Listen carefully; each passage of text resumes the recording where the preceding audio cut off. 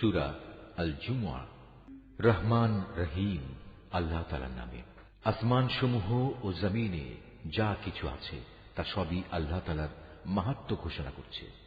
তিনি রাজাধিরাজ, তিনি পূত পবিত্র, তিনি মহাপরাক্রমশালী, তিনি প্রবল প্রজ্ঞাময়।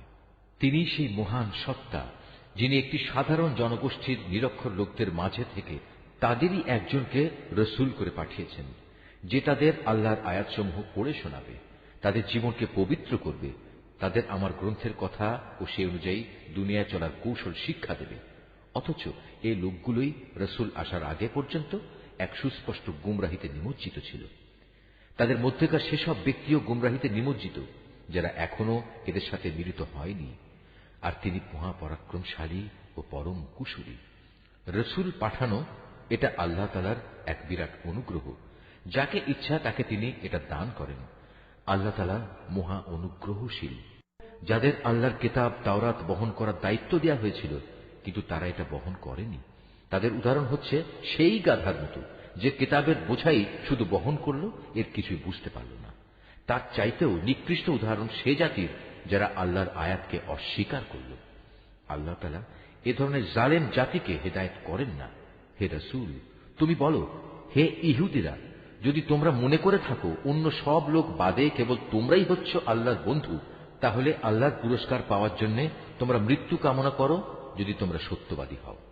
কিন্তু সারা জীবন এরা নিজেদের হাত দিয়ে যা করেছে তার পরিণাম চিন্তা করে এরা কখনো মৃত্যু কামনা করবে না।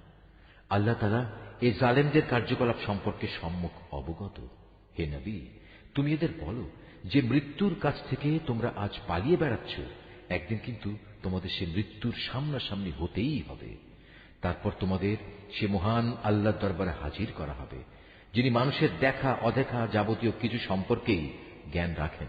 অতঃপর তিনি সেদিন তোমাদের সবাইকে বলে দেবেন তোমরা দুনিয়ার জীবনে কি করে এসেছ।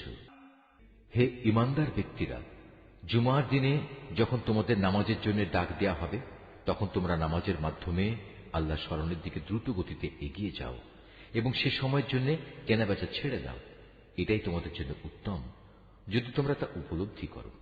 অতঃপর যখন জুমার নামাজ শেষ হয়ে যাবে, তখন তোমরা কাজকর্মে পৃথিবীতে ছড়িয়ে পড়ো এবং আল্লাহর অনুগ্রহ তালাশ করো আর আল্লাহকে বেশি বেশি স্মরণ করো। আশা করা যায় তোমরা সাফল্য লাভ করতে পারবে। আল্লাহ তাআলার এসব নির্দেশ সত্ত্বেও এরা যখন কোনো ব্যবসায়িক কাজকর্ম কিংবা ক্রীড়া কৌতুক দেখতে পায়, তখন সেদিকে দ্রুত গতিতে দৌড়ায় এবং তোমাকে নামাজে একা দাঁড়ানো অবস্থায় ফেলে যায়। তুমি বলো, আল্লাহ তাআলার কাছে যা কিছু রয়েছে তা অবশ্যই খেলাধুলা ও বেচাকেনার চাইতে বহু গুণে উৎকৃষ্ট। মূলত আল্লাহ তাআলাই তার সৃষ্টির সর্বোত্তম রিজিক দাতা।